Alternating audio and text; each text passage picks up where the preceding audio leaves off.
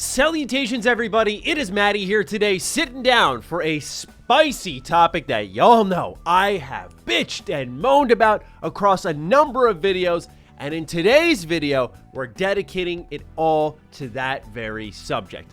Now, the reason I'm doing this here and now, and we're going to be focusing on some discussions moving forward up until the showcase season, is because business is about to pick up, right? We know with the Summer Games Fest showcase, with the Xbox Bethesda game showcase, rumors about a PlayStation showcase of some kind, and I imagine Nintendo will eventually get in the mix, that, as I said, business will pick up and we'll have a lot more news and plans to analyze here on the channel. Right now, news, reviews, all that stuff, really slow. It's actually been tough as a pretty news-oriented channel, but that's why I wanted to dedicate a discussion to Xbox and JRPGs today, because heading into the Xbox Bethesda game showcase, my perspective has shifted to, okay, we're going to see Starfield and Redfall, but now I'm really hyper-focusing on them plugging some gaps, this being the most clear one for them.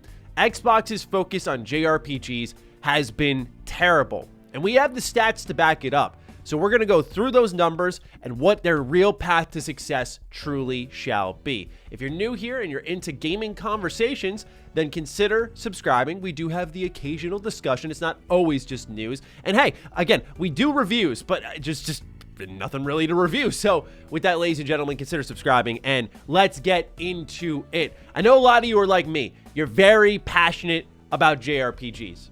It's funny because a lot of what I've built my channel off of here on MrMattyPlays is Western RPGs, which absolutely hold my heart, but they're few and far between BioWare and something like Bethesda Game Studios. I feel like it's become more rare, Obsidian, of course, we gotta throw in the mix, that a Western RPG truly captures me.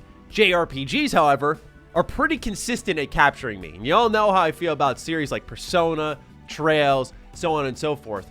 My biggest gripe is that a lot of these series I love, I cannot play on my Xbox, and so when I talk about them, a lot of my audience is like, who?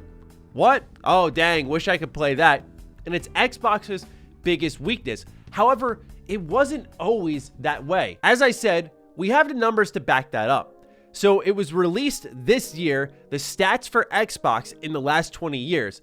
They're extremely underwhelming, but the tale of the tape is that when they invest in Japan, guess what? Japan invests in them. Let's take a look at the cold, hard numbers. So for the hardware, we're going to start off again with the last 20 years, where we've had, with the original Xbox, 472,992 units sold. The Xbox 360 had 1,616,128 units sold. The Xbox One absolutely flopped. In its lifetime, 114,831 units sold. And the Xbox Series generation is off to a much better start with 142,024 units sold. I want you to keep these console hardware numbers in mind because it's reflected by, of course, the software sales and the specific software that's sold very well in Japan. Reminder, this isn't worldwide numbers, so some of these can be more inflated on the software front, where some will see it and go, well, yeah, why would they invest in it? I'll explain more in a moment, but just keep these numbers in mind. Let's talk about the top 5 selling games in Japan for the last 20 years. You'll notice a pretty significant consistency here. Let's start off with number 1 for the original Xbox. That's how long ago it was. With the original Xbox, Dead or Alive 3 sold 271,149 units. Then, number 2 was Star Ocean 4, The Last Hope, 208,521 units sold. After that, number 3, Tales of Vesperia, 204,305 units sold. Number 4 is Blue Dragon, 203,740 units sold. Last but not least, The Last Remnant, 154,493 units sold. What's significant about each and every single one of these is that Dead or Alive 3 was an Xbox exclusive. Star Ocean 4, The Last Hope, was a timed exclusive. Tales of Vesperia was exclusive. Now it's not anymore with the definitive edition. Blue Dragon was an exclusive that came from Mistwalker, who was also responsible for developing the much better, by the way, Lost Odyssey. The Last Remnant was also kind of sort of exclusive. They announced a PS3 version, but then ended up canceling it, so Xbox had it up until 2018 when Square Enix had decided to re-release it. But you notice the consistency here. A lot of these games were from the 360 generation, and a lot of those games were either exclusive or timed exclusives. And when you look at the numbers for the Xbox 360, 1.6 million, and you combine that with their first-party output and the investment, the clear investment in JRPGs, you can understand why it did well in Japan when it did. Mind you, in the last 20 years, 2.3 million Xboxes have been sold. That's not a lot, especially compared to PlayStation and compared to Nintendo. However, most of those sales came during one generation, the Xbox 360, again at, we're going to round it, 1.6 million units sold. And that is because that generation, they went in on JRPGs. I mentioned, of course, all of these here, but there are also games like Lost Odyssey, like Infinite Undiscovery. There are games like Operation Darkness, and many, many more. Spectral Force 3.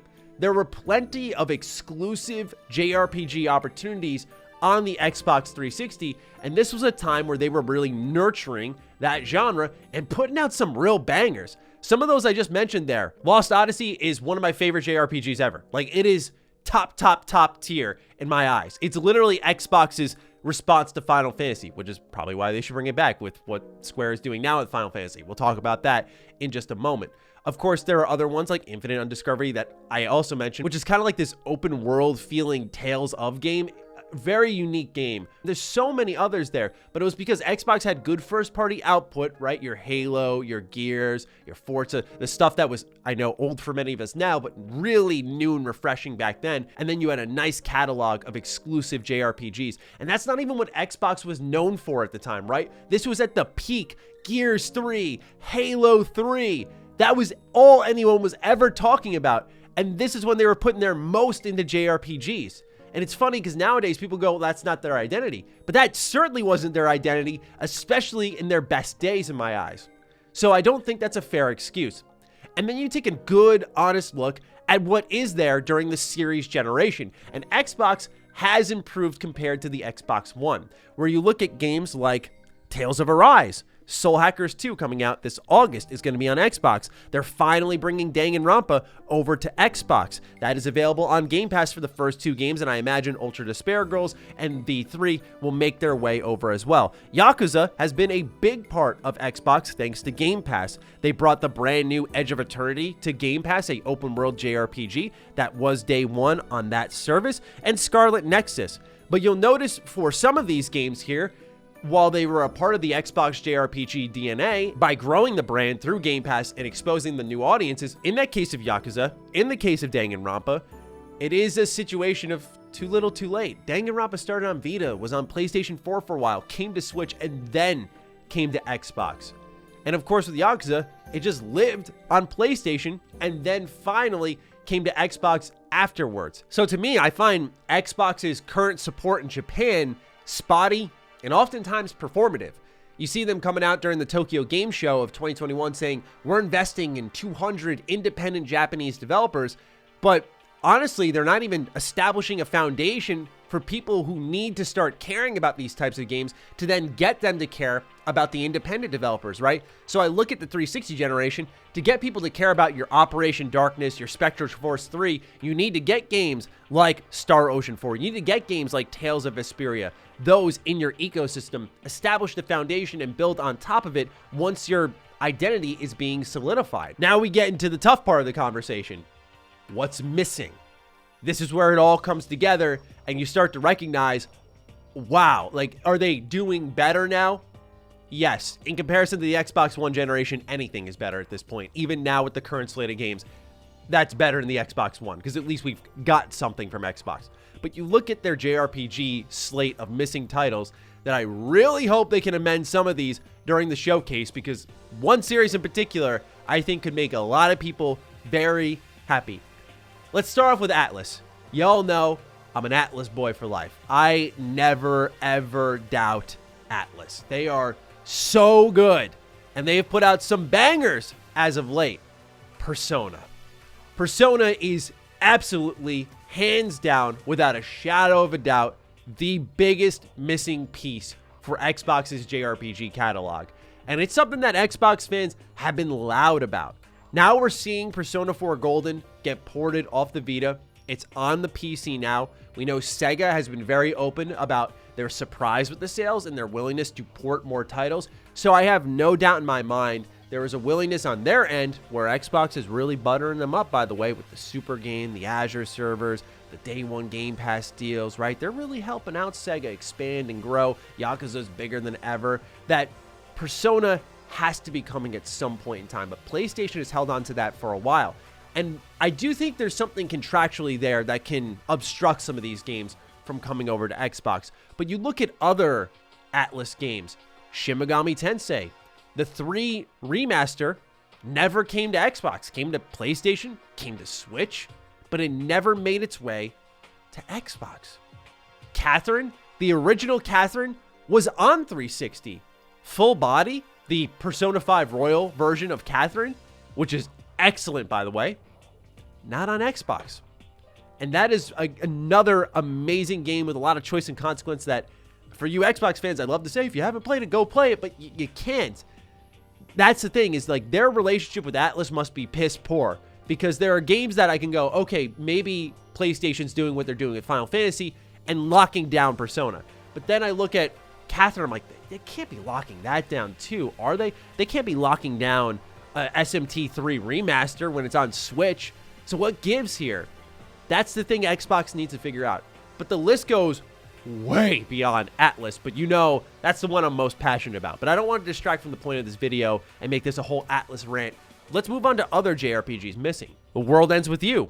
Square Enix really dropped the ball with marketing Neo The World Ends With You, choosing Balan Wonderworld instead, and it completely siphoned any funds going into marketing that game, which was a tremendous mistake because Neo The World Ends With You was one of the few bright spots I felt of 2021. Is it a bit flawed in certain areas? Yes, I thought week 2 was, well, pardon the pun, but a little weak. However, weeks 1 and 3 were phenomenal, and it's JRPG greatness. The music, the style of the game, it's excellent. But it's not on Xbox. And this is a game that, much like Soul Hackers 2, which we talked about earlier, just needs all the sales it can get. It really does. That game flopped tremendously. And you can't blame, well, we don't have the first The World Ends With You on Xbox because the first World Ends With You game is only on DS and Switch. So again, that's kind of Square Enix just muffing it all up. But Neo The World Ends With You was on Switch, was on PlayStation, not Xbox. This can't just be a problem with every other company, right? At first you can go, oh, it's an Atlus thing, maybe a PlayStation thing. But now we're throwing Square Enix in the mix as well. And then you go down the list a little bit more. Let's talk more niche JRPGs. Ys, Trails. Y'all know, outside of Persona, I love Trails. Trails is a series I've been grinding for a number of years now. There's so many games in that franchise. That is a series that I would love for Xbox fans to get their hands on. Getting Trails in the Sky, its entire trilogy, on PC Game Pass. Getting Trails of Cold Steel on Xbox. These are goated JRPGs for many. And I know what some people are probably thinking right now. I've never heard of this. I've never heard of that. What's a Ys? What's a Trails? What's a Catherine? How is that really going to help Xbox? But that's the game with all of this Japanese entertainment, in my opinion. Each of them are so creative and different from one another that you're addressing little pockets of fans everywhere. You're not going to cover them all with a broad stroke. That's why I mentioned you try your best to establish a foundation, in this case with your Star Ocean 4, with your Tales of Vesperia, right? You try to get the biggest broad strokes you can, but then you focus on the little pockets here or there. Yes, Trails may sell you a couple 100,000 copies. That's not much in the scheme of things. However, when you're having that on top of everything else, maybe Trails will grow through your platform, and it makes it more worthwhile for Falcom, the developers, to bring their games to you. But Xbox needs to invest. That's the thing. You got to build these pockets everywhere. Let the entire ecosystem grow, because right now it's far too small. Let's cut even deeper. The Mana series. Shout out to my boy Miles Dompier. He loves the Mana series. I know he does. So this is probably speaking to his soul. But this is another huge omission that people would love to see the Mana games make their way to Xbox. The list goes on. Disgaea. Nothing. Nothing at all for Disgaea. Okay. How about something like Genshin Impact? Yes, Chinese developed game, but absolutely JRPG inspired. That is the biggest free-to-play game outside of like League of Legends and Fortnite. Like, it's up there in the top 5 for sure. How is that not on Xbox is beyond me. Again, PlayStation, PC, mobile, no Xbox. At this point, like, that's what I don't get. That's a broad stroke game to me. Again, not Japanese developed. MiHoYo is a Chinese company, but it is absolutely a JRPG style game, right? Everyone calls it Anime Breath in the Wild for a reason. It may not be my cup of tea currently. I do want to go back and give it another shot after all the updates, but that is a broad stroke game. That is a game that needs to be there, but now you've put yourself in the position I've mentioned for some other games, which is too little, too late. I got to keep going, right? I'm trying to really beat this subject over the head because a lot of people are in denial that, oh, Xbox is doing better now. Yes, but that's really not a big step forward because there's so much missing. How about something like the fighting games? Grand Blue, Fantasy Versus, Guilty Gear Strive. Nothing. Nothing at all. That's a whole other conversation. Xbox just abandoning the fighting games category, which again is a big part of Japan because a lot of these fighting games come from Japan. So this is a two birds, one stone moment. Hello? How are we not looking at these things and deciding we need to do something about it? I've heard a lot of talk from Xbox. We're investing in independent creators. We need to do better this generation. We're going to cater more to Japanese players. You know, I see half steps at most. Continuing on, we've got things like Voice of the Cards. Again, my point being these little corners in the industry can address the overall bigger problem. Voice of the Cards may not be the big Yoko Taro series like Nier, which is on Xbox, but it's something still worth putting on your platform. How about the smaller JRPGs? The Caligula Effect, Monarch, Crystar, these kind of flawed JRPGs that some people can't help but love. I kind of dig Caligula Effect. It's so bad in my opinion, but there's something about it that I think on its mental health focus, I really do like. It's charming, but again, it's not the best. That's not there. And then last but not least, the only other thing that we haven't talked about extensively, Final Fantasy, which we do know comes down to contractual things. We do know is really out of Xbox's hands. So that's why I'm very shocked to see them not making a major push on other JRPGs all over the industry and not just trying to find the next Final Fantasy in some independent creator, because in my eyes, no one's going to care about that. If you don't have a foundation, it'll just look like a blind squirrel found a nut. That's the issue with Xbox, and it needs to be fixed. I know many of you are like me, and you're like, okay, I like that I'm seeing a Scarlet Nexus, a Tales of Arise. I like that you're tying yourself to these games a little closer. Good. Great. Keep it up. Keep up these kind of broad stroke games, if you will. But even if they have a couple of broad strokes, they're missing a plethora of them. And on top of that, all of the niche games that define the JRPG genre and make it as diverse and great as it is. Feels good to get it off my chest in full here, have an extensive conversation on it. So I'm curious to see your thoughts. Do you agree that Xbox has a really bad JRPG problem? Do you think it's as bad as I think it is? Because for me, it's probably my favorite genre of games to play, and I am not playing them ever on Xbox. And if I am, it's usually a replay because they finally put it on Game Pass. I'm like, let's see how it works. Okay, Dragon Quest 11, nice, it works. Cool, great. Anyway, I feel like for a lot of people, they need to have these games day and date and then invest in exclusives. That's the way you grew it for the 360. That's the way you're going to grow it here. We'll see if Game Pass plays a factor because of discovery. I think it'll help these JRPGs grow. That is going to be an interesting angle in this story, but we will see if it pays off in the end. Anyway, ladies and gentlemen, fire away in the comments down below. Other than that, follow me on Twitter, follow me on Instagram. Those links are in the description down below. And a big thank you to all the patrons, all the members who continue to support the hell out of the content here. Stay sexy, stay active. I love you all. Peace.